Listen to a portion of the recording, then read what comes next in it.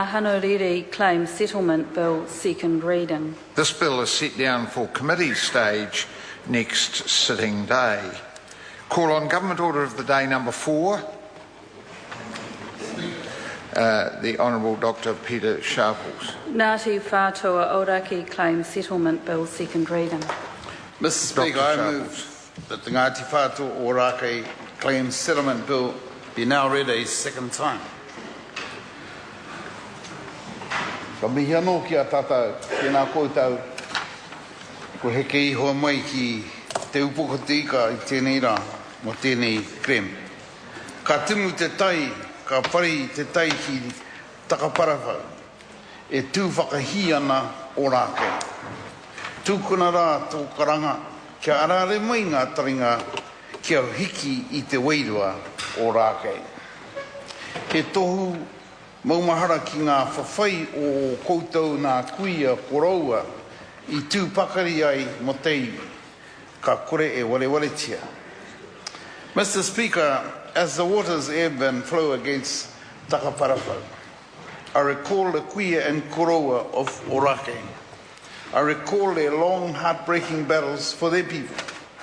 Today, their determination, conviction and mana brings their children to New Zealand's House of Representatives. Haruru mai ana a tumutumu whenua I ngā moe a wāna ui.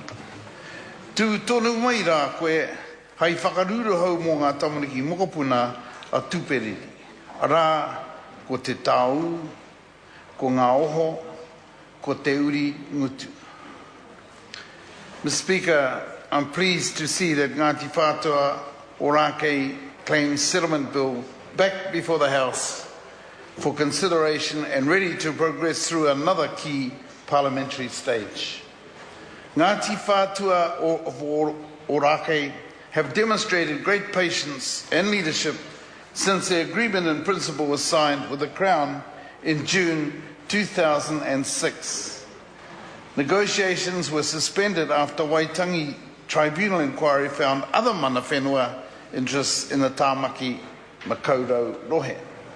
Subsequently, the Crown sought to settle these claims collectively, simultaneously offering redress to all mana whenua iwi and ensuring transparency of commercial redress value. I was honoured to participate in the ceremony for the collective settlement deed for ngā mana whenua o Tāmaki Makaurau a few weeks back, alongside Ngati Whatua o Orakei rangatira. Their spirit of whanaungatanga and rangatiratanga has guided us all. Their perseverance and patience enabled the resolution of claims across Tāmaki Makaurau.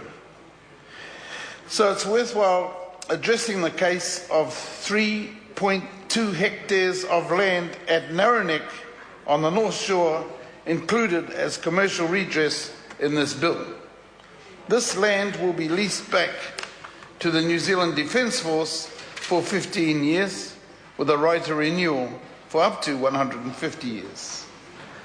The thing is, in spite of Ngati Whatua or Orakei Trust guaranteeing permanent public access to these 3.2 hectares, some residents remained uncompromising and, in my view, totally unreasonable. So I'm very disappointed, Mr. Darby, in you and your crew. And here's my response. My response is one of simple mathematics.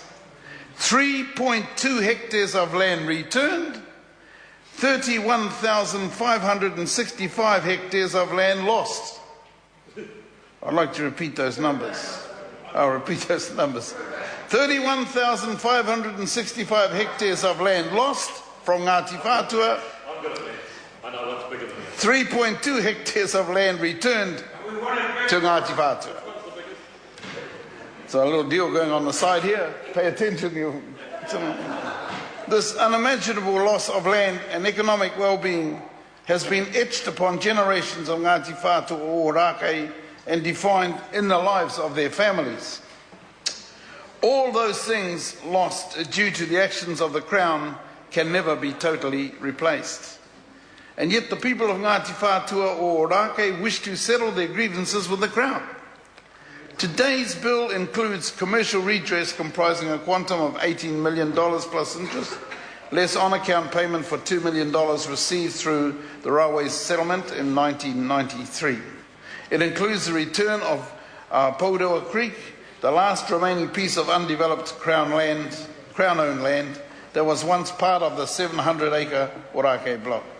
Mr. Speaker, when the great rangatira Te Kāwau likened the coming of the Treaty of Waitangi as a great wind from the north, his prophecy of massive change was, as we know, fulfilled.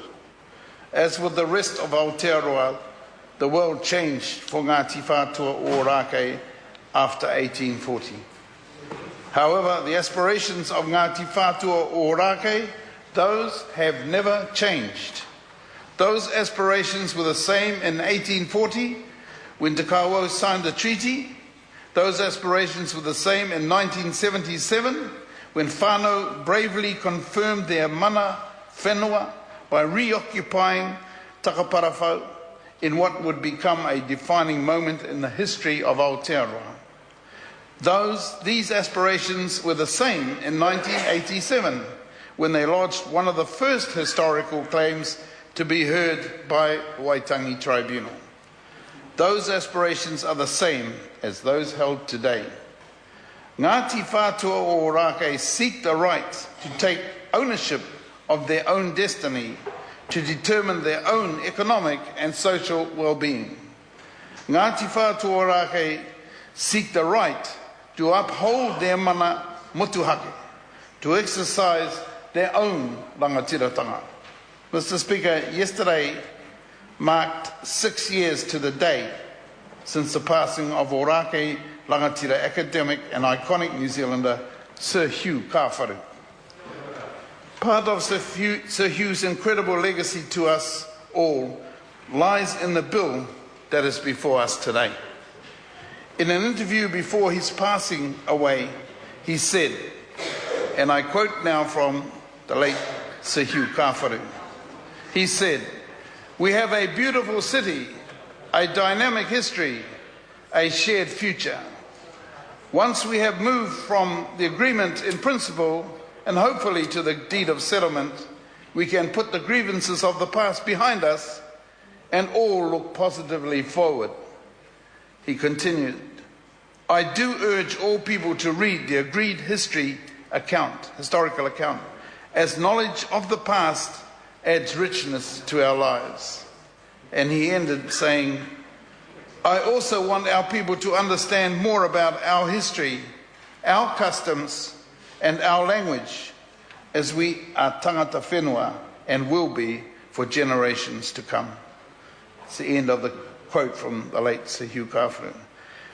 And so, Mr. Speaker, with those wise words, I fully support the second reading of this bill as amended by the Māori Affairs Committee and its quick progression to enactment. Mr. Speaker, I look forward to this bill proceeding to the committee stage without delay. Thank you. The question is that the motion be agreed to. Mr. Speaker. Honourable Parakura Horomia.